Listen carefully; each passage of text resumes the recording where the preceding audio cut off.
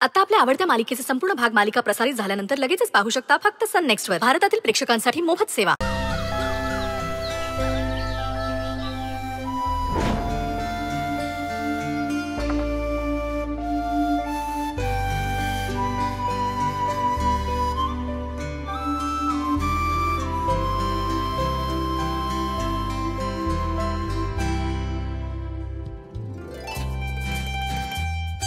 वहिने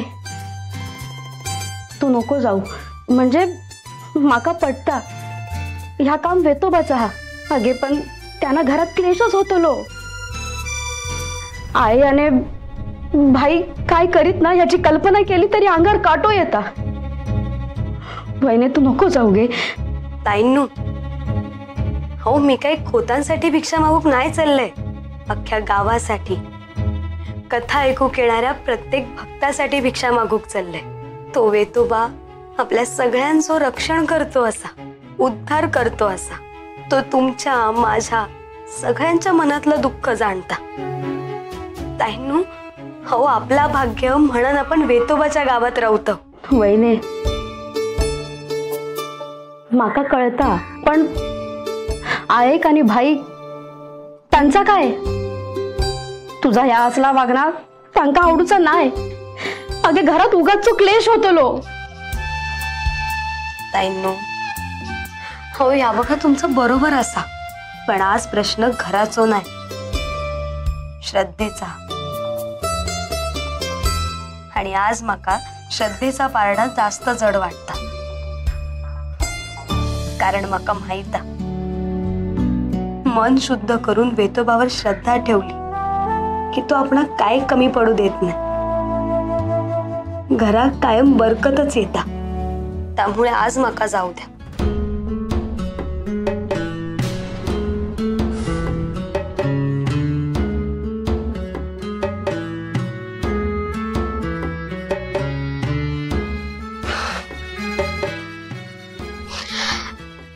I तुम्ही घरातली जाणती व्यक्ती असा म्हणून तुमका आधी नमस्कार करते.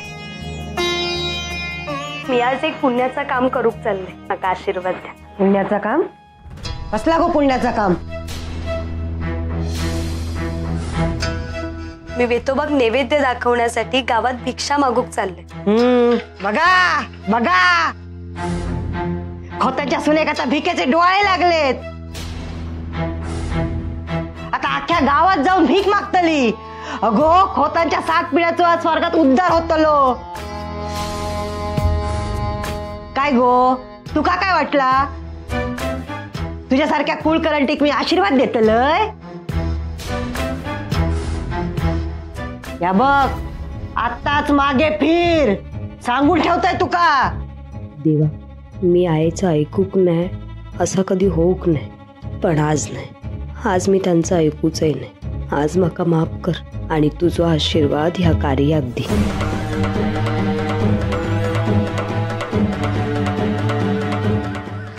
काय करणे मालक, काय झालं? काही त्रास होतोय का तुम्हाला? हो, मका त्रास होता ना. कशा मला नाही आता न होतात. त्याच्या खाईच्या पूर्वजांनी कधी स्वप्नात पण विचार केला नसतो. असं आज करता त्या तालेवार घराण्याची सून आज बाहेर भिक्षा मागूक चालली. आजवर जी नाचक्की झाली ना ती मका परवडायची नाही. कळलं तुका? मालक तुम्ही शांत व्हा बघू आधी. कशा सांगतो मी हे जा काय करताना आता मका अजिबात आवडलं नाही. कळलं तुका? मंजू, तू एक काम कर. हा बोला. तू एक काम कर. तू ना तिसरी काढव. तिका भिक्षा मागूक जाऊ देऊ नको. हा हा, तू तिका अडव. त्याकरता तुका काय व्हाया ते कर, पण ना तिका अडव. ती जर अशी दारोदारी भिक्षा मागू गेली ना तर त्याचा अर्थ असा होता की यो बाईक हो दारोदारी भीक मागूक गेलो. असा अर्थ होता. चालतं तू काय हो? नाही ना, मग काही का ती काढव अगं आपलं तालेवार घाला ना असा असं कसं मला यांना बरं वाटावं म्हणून तरी तिसरी ताईनं अडवलं पाहिजे, नाहीतर हे असं स्वतःला त्रास करून घेत राहतील. मालक, तुम्ही शांत व्हा बघू आधी. मी बोलते त्यांच्याशी, तुम्ही शांत व्हा. चहा घ्या. मी चहा घेते, मी शांत पण राहत, पण तुझा तिच्याशी बोल. जा तिला अडव तिला. आज माझ्या मार्गात किती अडथळे येईल तरी माका जाऊकच व्हाय.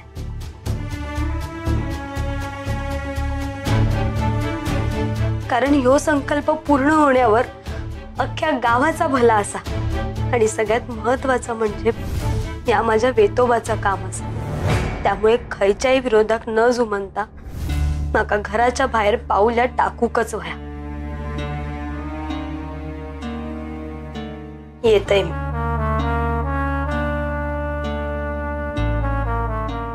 वहिनी ताई ऐका ना, तुम्ही असं दुसऱ्याच्या दारी नका ना जाऊ. अहो राहू द्या तो संकल्प. तुमचं असं दारोदारी जाणं खोतांच्या इब्रतीला शोभणारं नाहीये. तुम्ही जरी नाही केलं ना, दुसरं कोणीतरी पूर्ण करेल. आपल्या देवाचं कामही होईल आणि आपल्या घरात क्लेशही होणार नाही. ताईनो, तुम्ही तरी असं म्हणू नका. हो, या कृत्यान क्लेश नाही, सुख, समाधान आणि शांती येत्या काळात येतली. हो, असं माझं मन सांगता. खोतांची इज्जत जाऊची नाही, ती वाढतली. खोतांची माती अजून उजळून जातली. त्यामुळे मी जातलच.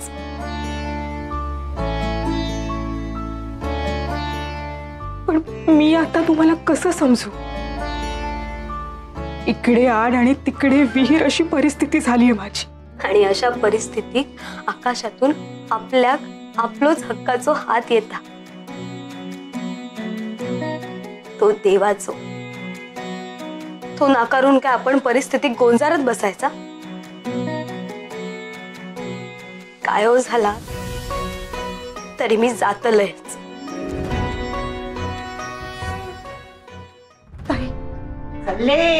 चालले खोताच्या घरातले सगळे घरदार भिकारी चालले. अरे आपण कोणाच्या घराची सून असं, आपली पद काय असा, सगळा विसरून चालले. मीच म्हातारी नाही, एकटी राहुलय.